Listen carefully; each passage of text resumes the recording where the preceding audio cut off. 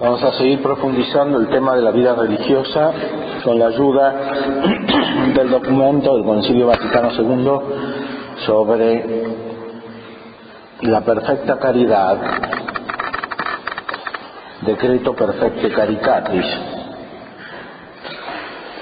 que marca el programa de la vida religiosa para el momento actual, a partir de las fuentes clásicas. Hemos visto lo que expresa Santo Tomás sobre esto, en algún punto al menos. El concilio retoma, sea la tradición teológica, sea la experiencia de muchos siglos de vida religiosa, y trata de interpretar sus necesidades y sus potencialidades para nuestro tiempo.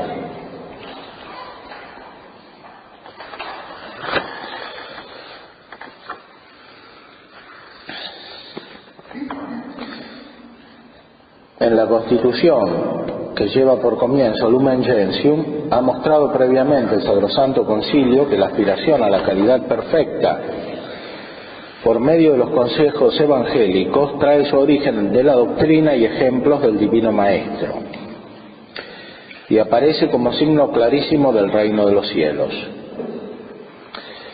En esta Constitución, Lumen Gentium, se habla de la Iglesia, y dentro de la Iglesia los religiosos tienen un lugar especial. Hay un capítulo dedicado a los religiosos dentro de la llamada universal a la santidad en la Iglesia.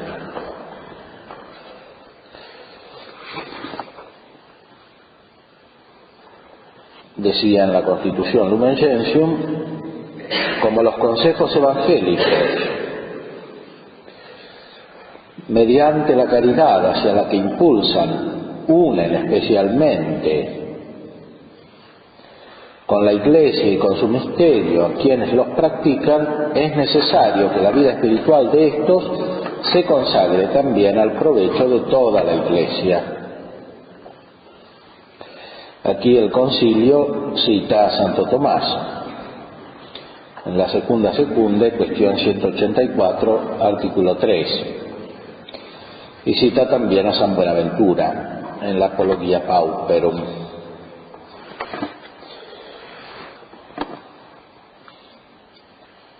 Explica también la doctrina acerca de que la profesión de los consejos evangélicos libra de los impedimentos que apartan del fervor de la caridad, no solamente de la caridad, sino del fervor de la caridad, o sea, del uso de la gracia y de la caridad que ya se posee porque ha sido donada por Dios. Especialmente en la vida religiosa, cuando es auténtica, esto se favorece. Además, la vida religiosa hace presente de algún modo el cielo en la tierra. Por eso decía Luis de Blosio, en el texto que leímos, que en la tierra hay que vivir como ángeles del cielo, y esto especialmente en la vida religiosa.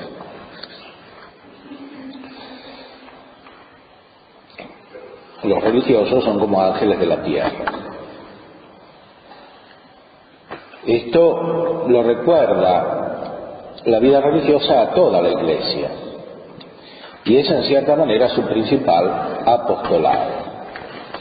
Así pues, dice la Lumen Gentium, la profesión de los consejos evangélicos aparece como un símbolo que puede y debe atraer eficazmente a todos los miembros de la Iglesia a cumplir sin desfallecimiento los deberes de la vida cristiana. Y como el pueblo de Dios no tiene aquí ciudad permanente, sino que busca la futura, el Estado religioso puede librar mejor a sus seguidores de las preocupaciones terrenas, cumple también mejor sea la función de manifestar ante todos los fieles que los bienes celestiales se hallan ya presentes en este mundo, sea la de testimoniar la vida nueva y eterna, conquistada por la redención de Cristo, sea la de prefigurar la futura resurrección y la gloria del reino celestial. El mismo estado imita más de cerca y representa perennemente en la Iglesia el género de vida que el Hijo de Dios tomó cuando vino a este mundo para cumplir la voluntad del Padre, y que propuso a los discípulos que lo seguían. Finalmente proclama de modo especial la elevación del reino de Dios sobre todos los terrenos y sus exigencias supremas. Muestra también ante todos los hombres la soberana grandeza del poder de Cristo glorioso y la potencia infinita del Espíritu Santo, que obra maravillas en la Iglesia. El estado de vida religiosa entonces es un signo de la presencia de Cristo y del Espíritu Santo, que introduce a toda la Iglesia en el contacto con el Padre. Muy especialmente la vida religiosa se configura como seguimiento de Cristo, y Cristo estaba al mismo tiempo en el cielo y en la tierra, en la beatitud y en medio de los hombres. Y esto lo significa especialmente la vida religiosa. Por consiguiente, el estado constituido por la profesión de los consejos evangélicos, aunque no pertenece a la estructura jerárquica de la Iglesia, pertenece sin embargo de manera indiscutible a su vida y santidad. El estado religioso es dirigido por la jerarquía eclesiástica, porque, como ya decían los padres y Dionisio, esta es perfeccionadora del pueblo y muy especialmente de los monjes. Siendo deber de la jerarquía eclesiástica apacentar el pueblo de Dios y conducirlo a los mejores pastos, a ella compete dirigir sabiamente con sus leyes la práctica de los consejos evangélicos, mediante los cuales se fomenta singularmente la caridad para con Dios y para con el prójimo.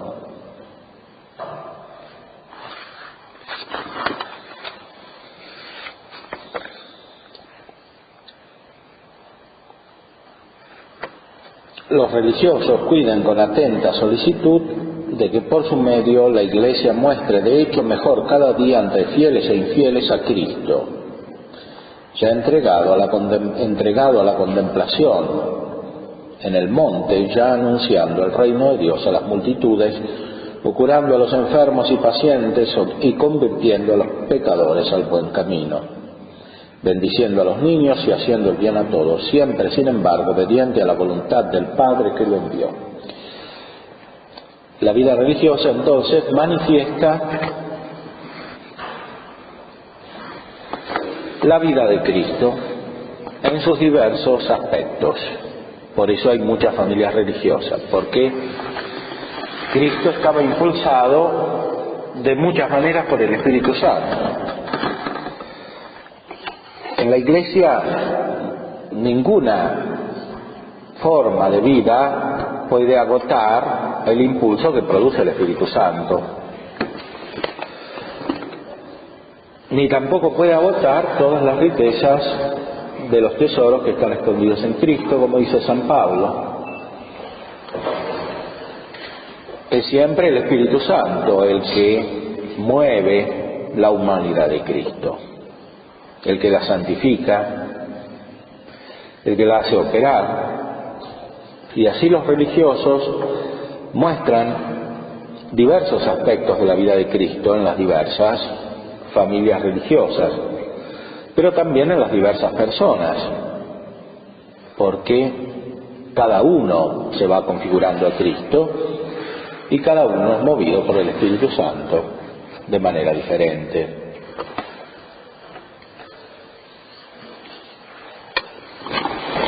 El apostolado principal, entonces, es hacer presente a Cristo y al Espíritu Santo en la propia santidad.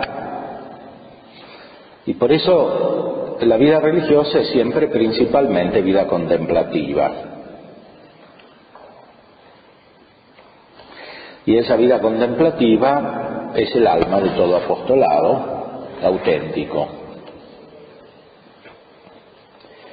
Todas las acciones que se emprenden en la vida religiosa en modo ascético, como ejercicio espiritual, tienden a la contemplación, y todas las que son verdaderamente apostólicas en modo ordenado surgen de la contemplación y la permiten de una manera más intensa, disponen para un aumento en la misma contemplación.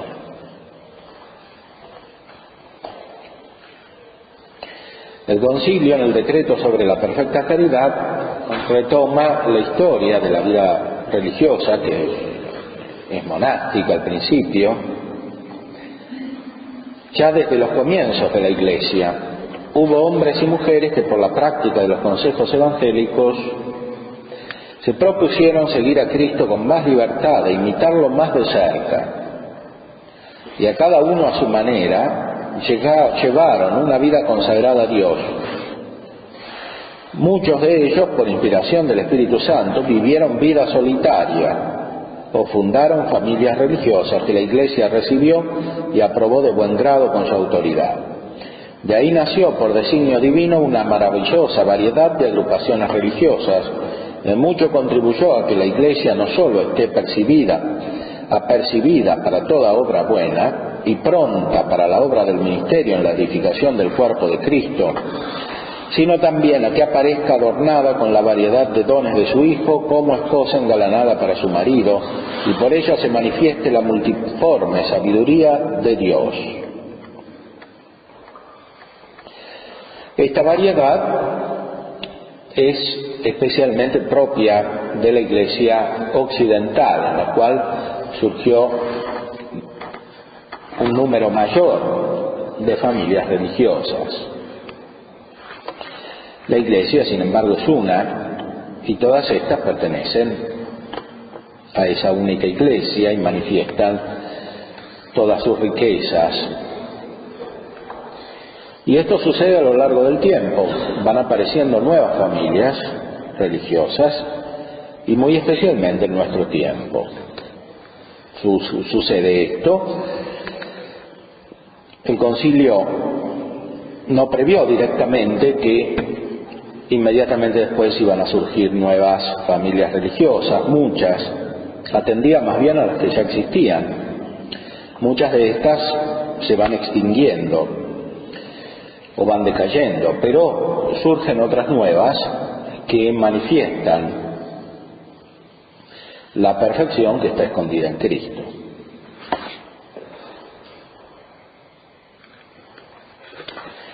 Sin embargo, en medio de tanta variedad de dones, todos los que son llamados por Dios a la práctica de los consejos evangélicos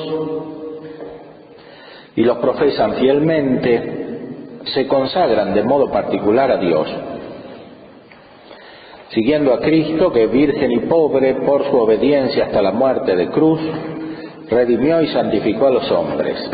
Así, movidos por la caridad que el Espíritu Santo derrama en sus corazones, viven más y más para Cristo y su cuerpo, que es la Iglesia. Ahora bien, cuanto más fervientemente se unen con Cristo por esa donación de sí mismos que abarca la vida entera, tanto más feraz se hace la Iglesia de Cristo y más vigorosamente se fecunda su apostolado.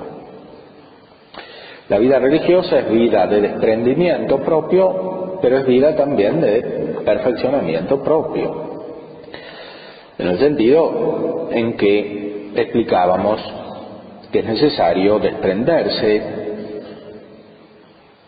de muchas imágenes para encontrar a Dios, pero no solo para encontrar a Dios, sino para encontrar a los demás, porque a los demás los encontramos de verdad cuando profundizamos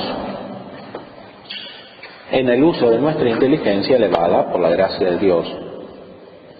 La persona se encuentra con la inteligencia y no con las imágenes principalmente. Y por eso el desprendimiento con el cual nos unimos con Cristo y con el Espíritu Santo por el cual participamos más de la vida de Dios, nos hacemos más contemplativos, nos une entre nosotros y nos une con todos los hombres. Y produce en nosotros no solamente la felicidad contemplativa, sino también la felicidad de la vida activa, que está como presente eminentemente en la vida religiosa, en cuanto es vida comunitaria, no solo interna, sino proyectada externamente, que es una de las ideas principales del concilio. Que la vida religiosa se proyecte, incluso cuando es vida monástica, hacia el exterior, en modo apostólico, pero con una especificidad propia de la vida religiosa, que es la de centrarse en la contemplación para después hacerla presente y actuar principalmente por atracción, no por eficacia. Es decir, principalmente como causa final y no como causa eficiente. Sin embargo, la causa final es causa de la causa eficiente. Por eso, la vida religiosa, cuando es auténtica, mueve, también eficientemente, pero no es esta su operación principal. Ahora bien, a fin de que este eminente valor de la vida consagrada a Dios por la profesión de los consejos y su función necesaria en las circunstancias del tiempo actual redunde en mayor bien de la Iglesia, este Sagrado Concilio estatuye lo siguiente, etcétera. La adecuada renovación de la vida religiosa comprende a la vez un retorno constante a las fuentes de toda vida cristiana y a la primigenia inspiración de los institutos y una adaptación de estos a las cambiadas condiciones de los tiempos. Esta renovación, bajo el impulso del Espíritu Santo y con la guía de la Iglesia, ha de promoverse de acuerdo con los principios siguientes. En cierta manera, esto que intentaba el concilio respecto de las órdenes antiguas ha sido un fracaso en la práctica, pero no fue un fracaso en la sustancia, porque Dios va suscitando nuevas formas de vida religiosa en la Iglesia. Y así se va cumpliendo misteriosamente la intención del concilio, que fue guiado por el Espíritu Santo.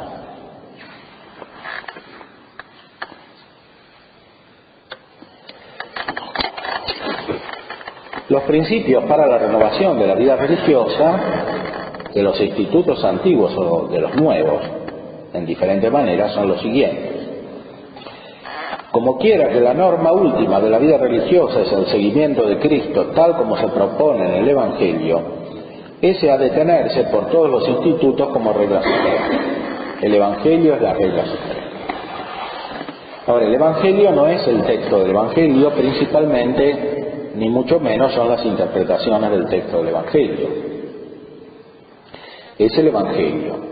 Y Santo Tomás dice que el Evangelio, la ley nueva, es principalmente la gracia del Espíritu Santo, no el texto escrito. El texto escrito puede matar. Y por eso nunca ha habido tantos estudios bíblicos como ahora. Nunca se ha estudiado tan científicamente el Nuevo Testamento y nunca ha habido tan poca evangélica vida en las familias religiosas y en el pueblo cristiano como ahora. Porque el Evangelio no es el texto, es la gracia. La gracia que hace entender el texto, o mejor hace contemplar lo que está significado allí misteriosamente. Como como quiera que la norma última es el seguimiento de Cristo, esta es la regla suprema. O sea, la vida religiosa es muy simplemente vida evangélica. Es vivir el Evangelio en su plenitud, en su radicalidad, como buscando la perfección espiritual. Sé del bien mismo de la Iglesia que los institutos tengan su carácter y función particular. Por lo tanto, reconózcanse y manténgase fielmente el espíritu y propósito propios de los fundadores, así como las sanas tradiciones, todo lo cual constituye el patrimonio de cada instituto. Las tradiciones acompañan la vida de la gracia, pero de diferente manera que la Escritura, porque mientras la Escritura, el Evangelio no cambia, las tradiciones en parte pueden cambiar. Hay diferentes tipos de tradiciones. Más aún puede haber tradiciones que no sean sanas, como dice aquí. Y esas tradiciones hay que cambiarlas, porque son fruto de los aspectos humanos de la vida. Traducen el lado humano de la vida de la Iglesia. Y lo que en un momento puede ser adecuado, en otro puede no serlo. Y a veces incluso se pueden formar tradiciones que son contrarias a la vida plena de la gracia, derivando de la mente humana, de quienes las inician o de los condicionamientos de la vida social. Todos los institutos han de participar en la vida de la Iglesia y, de acuerdo con su propio carácter, hacer suyos y favorecer, según sus fuerzas, las empresas y propósitos de la misma. Por ejemplo, en materia bíblica, litúrgica, dogmática, pastoral, ecuménica, misional y social, que eran los grandes temas de la época del concilio y del concilio mismo. Ciertamente, esto se hace siguiendo el magisterio de la Iglesia, la guía de la misma Iglesia jerárquica. Es importante no aislarse de la vida de la Iglesia, pero eso en nuestra época es difícil, porque no se puede identificar simplemente con una participación externa a la vida. Es más bien una participación interna a la vida, porque es vida principalmente espiritual. Por eso no consiste principalmente en reuniones, en estar de acuerdo artificialmente, en seguir las mismas modas como sucede ahora. Quiere decir estar unidos en lo esencial de la vida de la Iglesia, que es la caridad y la gracia.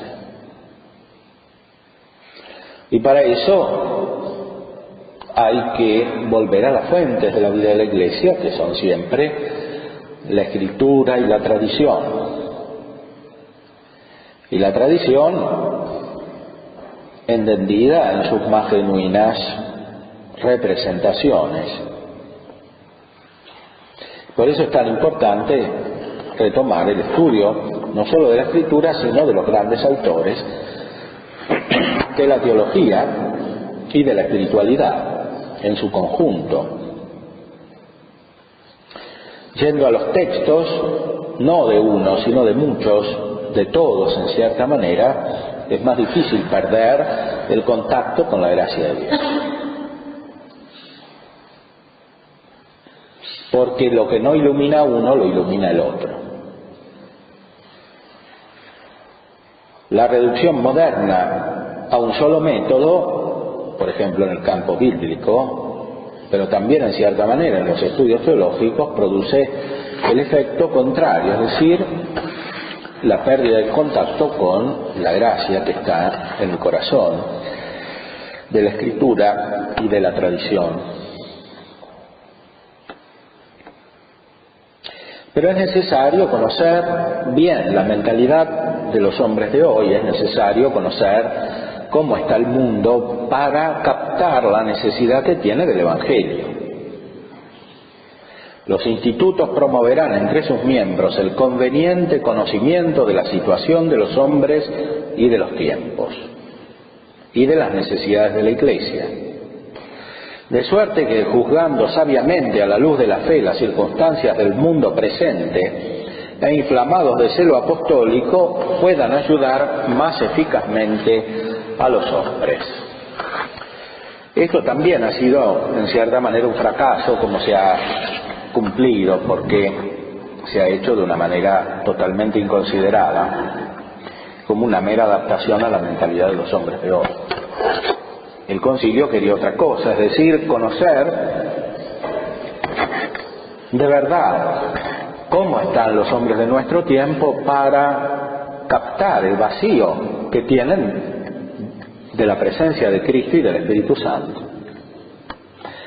Y para captar entonces mejor la necesidad y los medios para transmitir, en cierta manera, para hacer transparente esa presencia. Por eso el apostolado de los institutos religiosos en nuestra época debe ser un apostolado principalmente inteligente, porque interpretar las necesidades de los hombres de nuestro tiempo requiere una inteligencia profunda, que es justamente la que no tienen los hombres de nuestro tiempo. Por más que se multipliquen los estudios, las ciencias humanas, el uso de la razón, todo eso confunde crecientemente.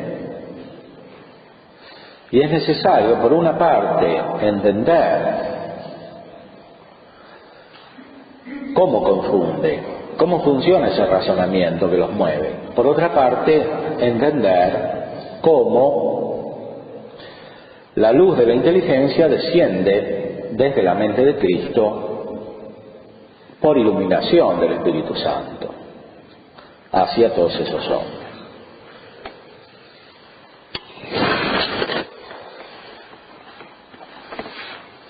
Ordenándose ante todo la vida religiosa, que sus miembros sigan a Cristo y se unan con Dios por la profesión de los consejos evangélicos, hay que considerar seriamente que las mejores acomodaciones a las necesidades de nuestro tiempo no surtirán efecto si no están animadas de una renovación espiritual,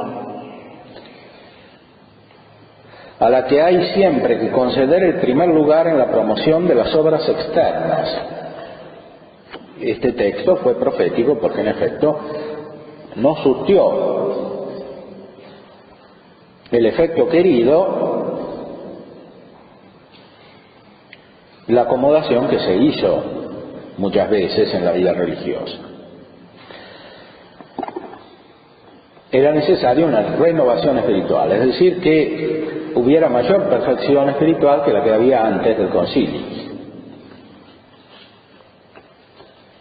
Porque nuestro tiempo es más difícil y requiere una respuesta más profunda que la que se daba antes del concilio. Ahora, en la práctica esto fue un desastre,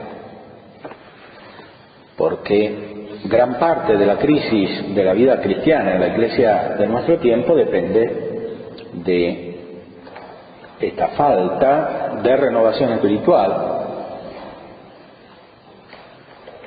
que provocó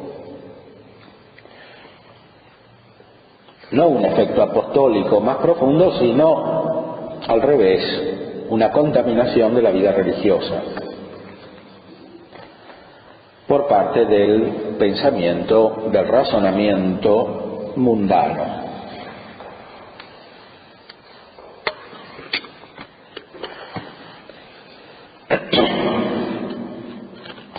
Da después algunos criterios prácticos para la renovación. La manera de vivir, de orar y trabajar ha de ajustarse debidamente a las actuales condiciones físicas y psíquicas de los miembros. y en cuanto lo requiere el carácter de cada instituto a las necesidades del apostolado, a las exigencias de la cultura, a las circunstancias sociales y económicas en todas partes, pero señaladamente en los lugares de misión. Las condiciones psíquicas de los miembros están marcadas profundamente por el origen en la cultura contemporánea. Surgen de familias que viven en el mundo contemporáneo y por eso crecientemente se da el fenómeno de que la entrada en la vida religiosa coincide con la conversión espiritual. Por eso la vida religiosa debe dar una profunda formación cristiana al tiempo que da la formación espiritual. Y debe considerar el proceso de evolución necesario en la persona de nuestro tiempo.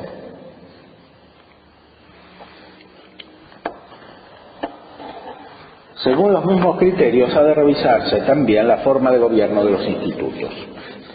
Se revisarán, por tanto, convenientemente las constituciones, directorios, libros de costumbres, preces y ceremonias y otros códigos por el estilo, y suprimidas las ordenaciones que resulten anticuadas, adáptense a los documentos de este sagrado concilio.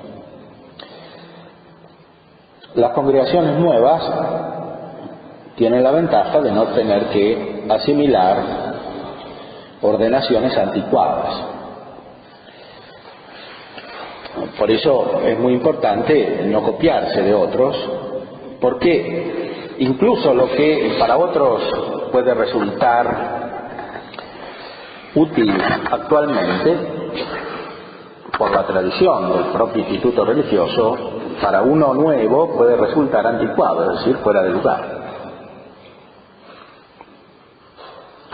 Es necesario que la vida religiosa responda más directamente al Evangelio, es decir, a la evolución de la gracia, y que lo hagan las circunstancias de la cultura de nuestro tiempo. Ahora bien, la cultura de nuestro tiempo, por una parte, va perdiendo el sentido de la inteligencia, por otra parte se hace cada vez más racional, más compleja. Por una parte, prepara para alejarse de la fe. Por otra parte, hace presente cada vez más vivamente la necesidad de la fe. Y por eso, en cierta manera, en nuestra época es mucho más importante que en otras épocas el estudio. Porque es imposible mantener y desarrollar la fe en nuestra cultura sin el estudio. Porque nuestra cultura produce una violencia racional a la mente que debe vencerse con propio pensamiento, y asistido por la luz de la gracia.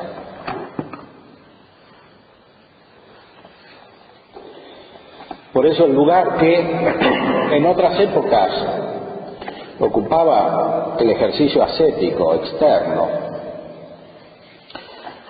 en nuestra época debe en cierta medida ser reemplazado por el papel del estudio, dado que no hay energías suficientes para todo.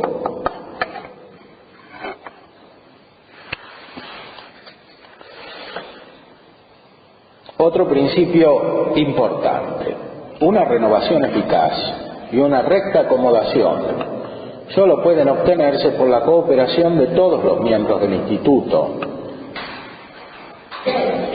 Es decir, no se trata de hacer descender principios a priori,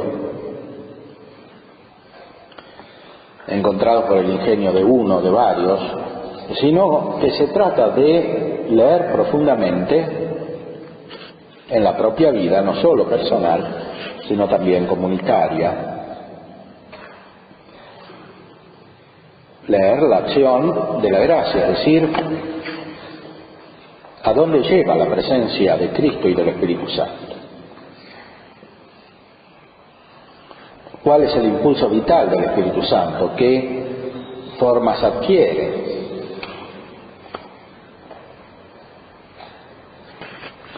Ahora bien, estatuir normas y dar leyes sobre una adecuada renovación, así como dar lugar a una suficiente y prudente experiencia, corresponde tan solo a las autoridades competentes. Sobre todo los capítulos generales, salvo en cuanto sea necesaria la aprobación de la Santa Sede o de los ordinarios del lugar según la norma del derecho. Los superiores, por su parte, consulten y oigan de modo conveniente a sus hermanos en lo que toca al interés común de todo el instituto, porque, como decía San Benito, a veces Dios habla a través del más jovencito de todos, porque se trata de la vida de la gracia, no se trata de la vida meramente natural.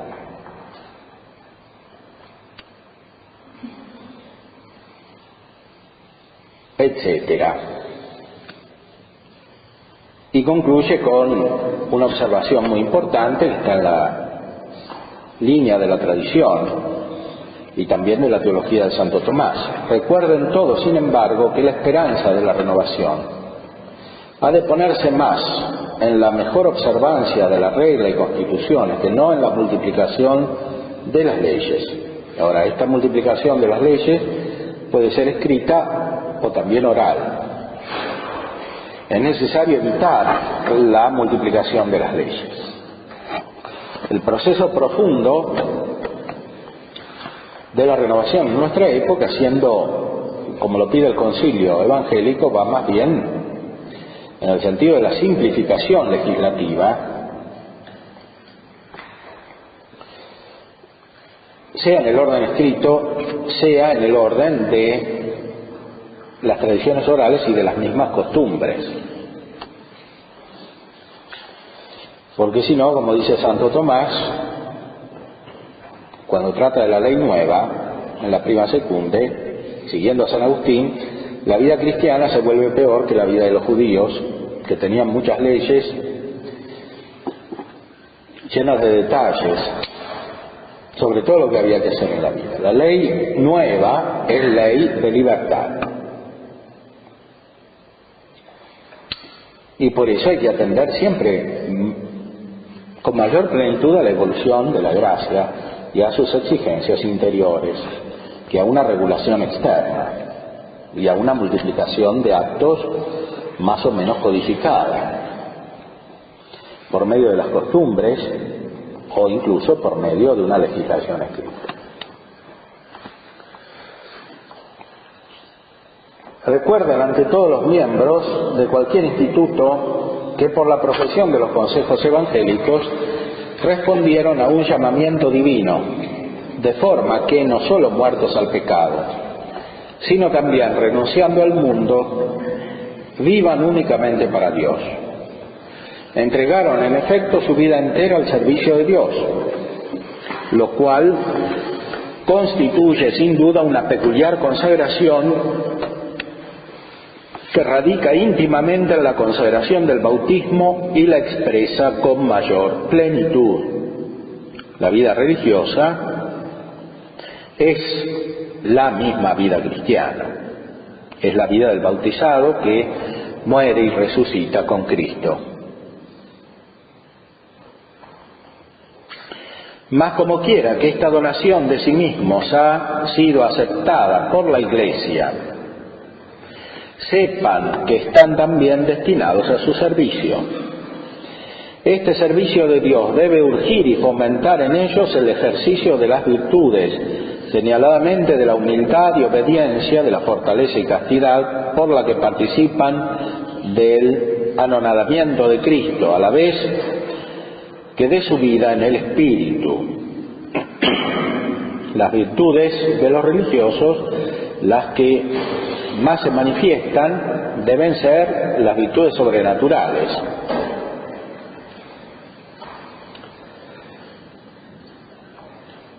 Por medio de esta manifestación de las virtudes realizan su apostolado principal. Así pues, los religiosos, fieles a su profesión, dejándolo todo por Cristo, deben seguirle a Él como a lo único necesario. oyendo sus palabras y dedicándose con solicitud a los intereses de Cristo. Por eso los miembros de cualquier instituto, buscando ante todo y únicamente a Dios, es menester que junten la contemplación por la que se unen a Dios de mente y corazón con el amor apostólico, por el que se esfuerzan en asociarse a la obra de la redención y a la dilatación del reino de Dios. La contemplación es esencial en la vida religiosa. Unirse a Dios de mente y corazón.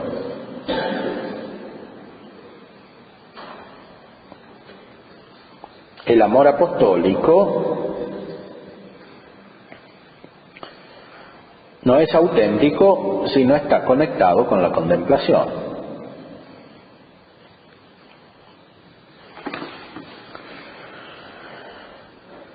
Por eso, según el concilio, hay que fomentar especialmente el cultivo de la vida espiritual, sobre lo cual no se puede insistir nunca suficientemente, ni exageradamente. No hay ningún peligro de exagerar. Por eso yo les hablé varios días sobre la contemplación. Los que profesan los consejos evangélicos, busquen y amen ante todo a Dios, que nos amó primero, y procuren con afán fomentar en toda ocasión la vida con Cristo en Dios, de donde fluye y se urge el amor al prójimo para la salvación del mundo y la edificación de la Iglesia. Atendamos a la construcción de la frase. O sea, en modo imperativo, es necesario buscar y amar ante todo a Dios, que nos amó primero. Procurar la vida escondida con Cristo en Dios. La vida escondida es la vida mística. Vida escondida o secreta.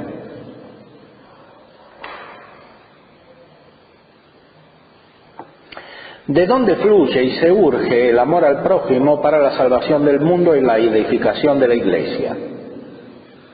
Aquí ya no da un imperativo porque sale solo.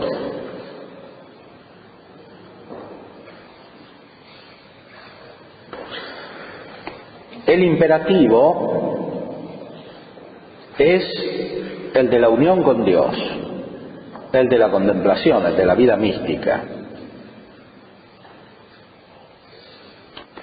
Porque esto es directamente aquello a lo cual nos impulsa el Evangelio, las palabras de Cristo, la gracia.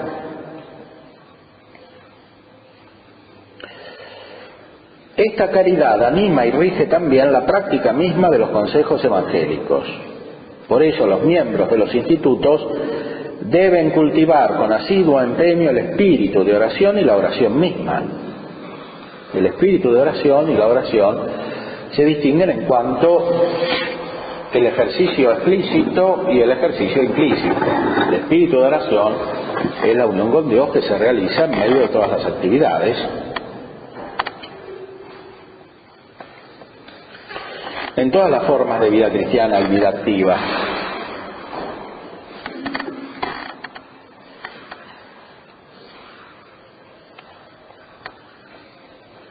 Incluso en la llamada vida contemplativa hay mucha vida activa.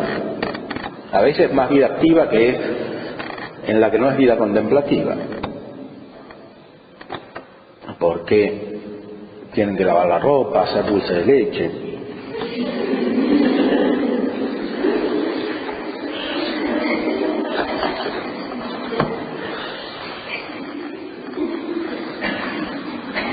Y los que no tienen vida contemplativa no hacen dulce de leche, muchas veces se dedican a estudiar, como ustedes. Por eso hay que fijarse más bien en lo más profundo. Lo más profundo es este espíritu de oración que sobre todo proviene en nuestra época del estudio bueno, porque es inútil entrar en un monasterio contemplativo, con clausura y todo, si uno tiene mala formación, que le viene de antes seguramente, porque ahora no hay buena formación en ninguna parte, y se queda con esa mala formación en la cabeza. Después, para reformarse cuesta mucho más trabajo que estudiando, es más traumático.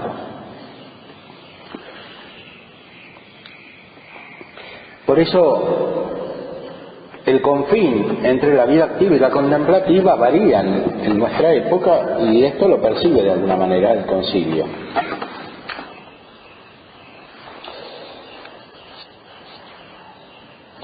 Entonces deben cultivar con asiduo empeño el espíritu de oración y la oración misma,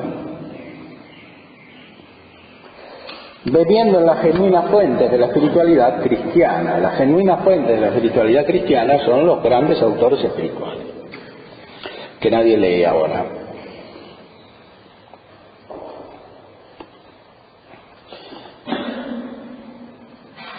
Hay que leer los grandes autores, no los manuales principalmente. Los manuales muy secundariamente, alguna vez cuando uno no tuvo tiempo. Hay que leer directamente los autores espirituales, que son difíciles, pero por eso mismo hacen entender más, porque uno tiene que pensar. En cambio, el manual, por más que sea bueno, explica con el lenguaje de nuestra época, y uno se cree que entendió grandes cosas y entendió pequeñas cosas.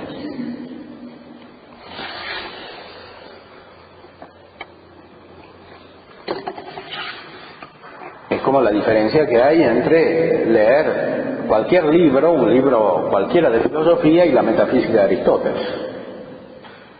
Uno va a la metafísica de Aristóteles y parece que no entiende nada, pero a medida que trata de profundizar, entiende muchas cosas que no podría entender de ninguna manera si fuera simplemente a leer el manual de filosofía. Y lo mismo, y todavía más, pasa con los grandes autores de la vida espiritual.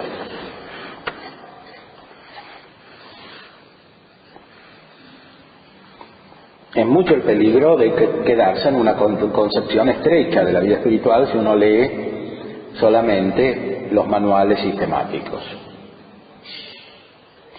Hay que leer los grandes autores que hacen pensar, que son difíciles, que escribieron con otro lenguaje de otra época, porque entonces nos hacen trascender el lenguaje y captar lo inteligible.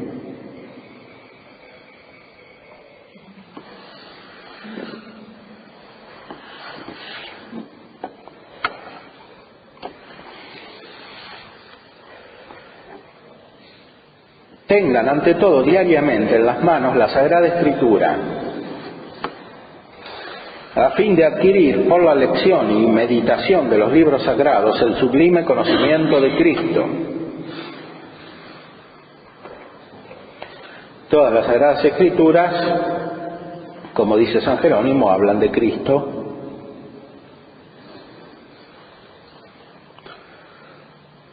Hay que tener un contacto profundo con la Sagrada Escritura, pensar como la Escritura.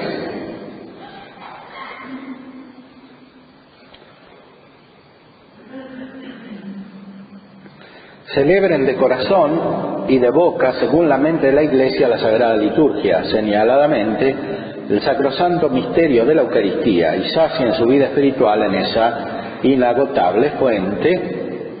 La celebración de la Eucaristía es el resumen. Ahora, la celebración de la Eucaristía es principalmente interior. La celebración exterior es el signo que manifiesta y que a su vez produce la celebración interior, que es la que tienen los santos y los ángeles en el cielo cuando alaban a Dios, contemplando. Alimentados así en la mesa de la divina ley y del altar sagrado, amen fraternalmente a los miembros de Cristo reverencien y amen con espíritu filial a los pastores, vivan y sientan más y más con la Iglesia, conságrense totalmente a la misión de ella. Esto es una tarea fundamental que apenas ha sido iniciada, porque nuestra época es muy difícil, especialmente en este punto, o sea, reverenciar y amar con espíritu filial a los pastores, que son los obispos y los sacerdotes. Esto es fundamental para el crecimiento espiritual y también para la difusión apostólica, porque se realiza en la Iglesia, en la cual los obispos y los sacerdotes son padres, hacen presente al Padre.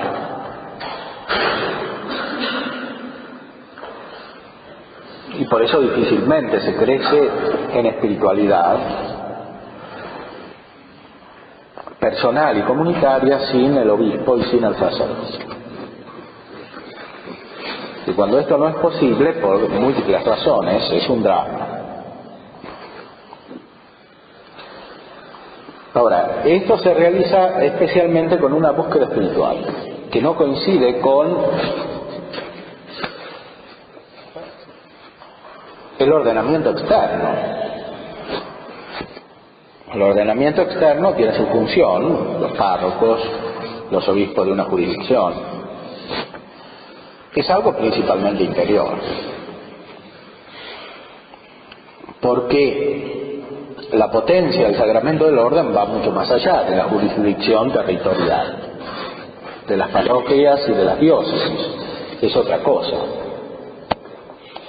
Y Dios continuamente engendra a la Iglesia y a los hijos de Dios por medio de estos padres que hacen presente al Padre como fuente de la divinidad, como fuente del Hijo. El Padre en Dios es fuente del Hijo, es fuente de la persona de Cristo. Y por eso en la tierra también los sacerdotes, que están marcados por el signo de la Trinidad, el carácter, dice Santo Tomás, es como un signo de la Trinidad. Por eso los que tienen el orden sagrado hacen presente al Padre que engendra espiritualmente. Y hacen presente al Hijo, en cuyo nombre actúan especialmente en la celebración de los sacramentos, de la Eucaristía.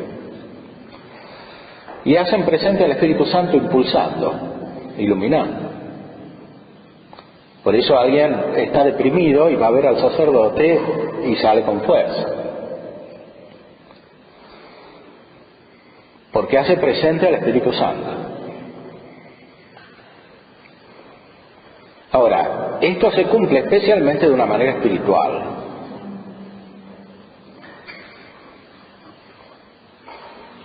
Y por eso debe ser fruto de una búsqueda constante.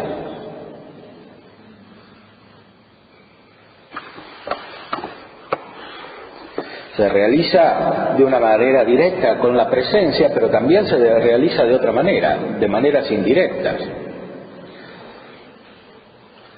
Por ejemplo, a través de los libros que escribieron los grandes doctores.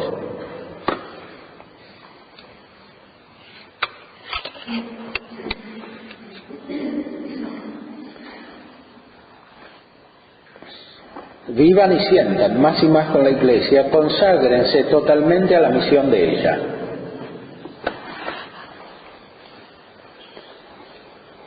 La vida religiosa es vida plena en la Iglesia. Por eso hay que sentir con la Iglesia, como dice San Ignacio.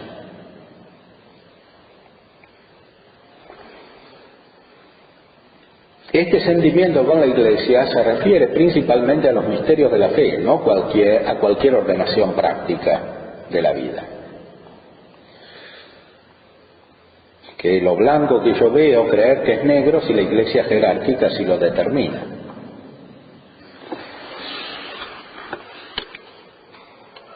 Esto se refiere a las grandes verdades de la fe. Es la iglesia jerárquica.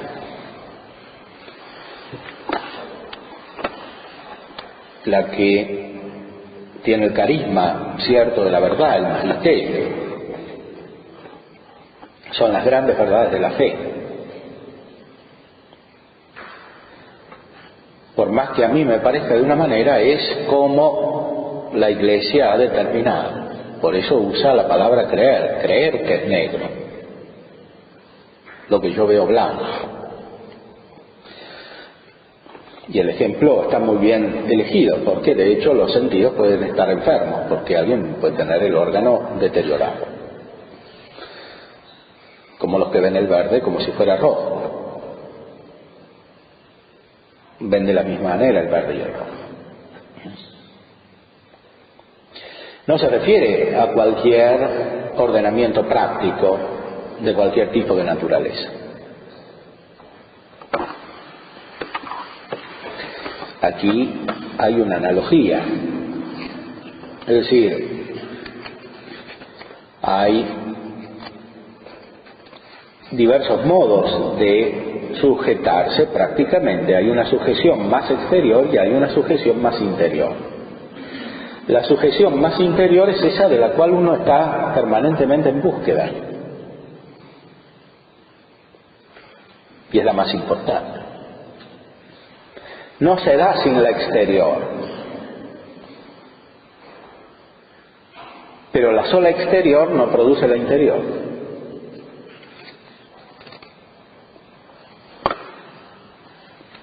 Es como la ley nueva, que es principalmente interior, es la gracia del Espíritu Santo, y secundariamente es el texto.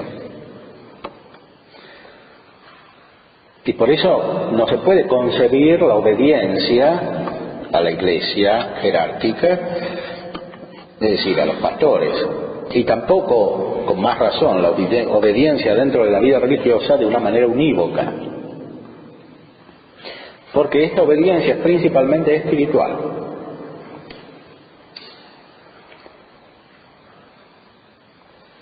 Y para que sea espiritual debe ser movida por el Espíritu Santo. No se puede identificar simplemente con un modo de actuar externo.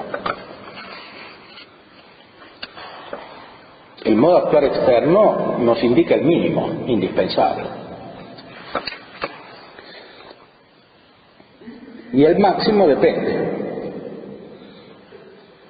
Depende de cómo lo mueva al súbdito el Espíritu Santo y de cómo lo mueva al superior el Espíritu Santo, si es que lo mueve.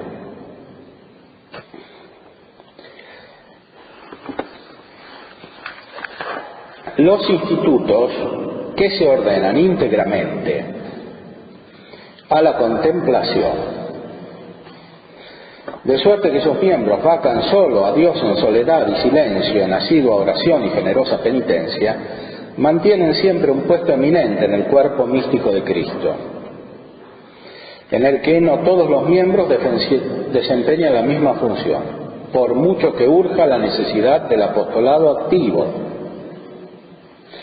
Ofrecen en efecto a Dios un eximio sacrificio de alabanzas, ilustran al pueblo de Dios con ubérrimos frutos de santidad, lo mueven con su ejemplo y lo dilatan con misteriosa fecundidad apostólica.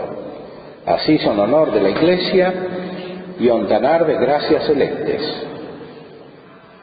Sin embargo, su manera de vivir ha de revisarse de acuerdo con los antedichos principios y criterios de una adecuada renovación, guardando no obstante fidelísimamente su apartamiento del mundo y los ejercicios propios de la vida contemplativa.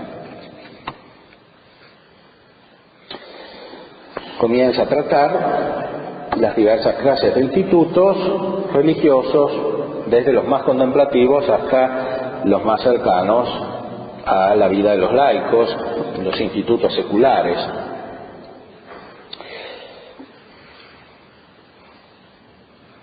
Los más valiosos, en cierta manera, son los puramente contemplativos para la Iglesia, porque dan grandes frutos de santidad para toda la Iglesia y tienen una función apostólica escondida. Esto, por supuesto, cuando se trata de auténtica vida contemplativa, lo cual, como ya dijimos, supone una adecuada formación, especialmente una adecuada formación teológica y una adecuada formación espiritual. La mayoría de los institutos que hay en la Iglesia, sin embargo, son dedicados también al apostolado. Hay en la Iglesia muchísimos institutos clericales o laicales consagrados a las obras de apostolado, que tienen dones diferentes según la gracia que les ha sido dada. Hora de ministerio para servir, hora el que enseña en la enseñanza, el que exhorta en la exhortación, el que da con sencillez, el que ejerce la misericordia con alegría, como dice San Pablo en la carta a los Romanos. Hay diversidad de dones, pero uno mismo es el Espíritu. En esta diversidad entran legítimamente las diferentes vocaciones y llamados, que no corresponden solamente a aptitudes naturales, sino principalmente a aptitudes sobrenaturales, las cuales, a su vez, están conectadas con las circunstancias de un determinado tiempo. Y corresponden no solamente al fin teórico de los institutos, sino a su configuración práctica, es decir, cómo están de hecho constituidos, que es en cierta manera más importante que sus finalidades teóricas. Porque la vida religiosa tiene un sentido práctico, es decir, es para llegar a la beatitud. Por eso es más importante cómo son en la práctica que cómo están pensados teóricamente.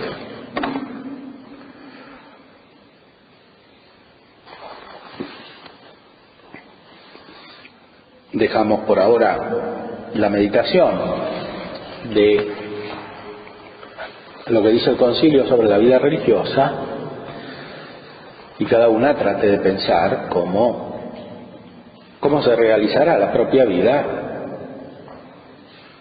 reflejando auténticamente este querer de la Iglesia, especialmente por lo que se refiere a una auténtica y renovada vida espiritual.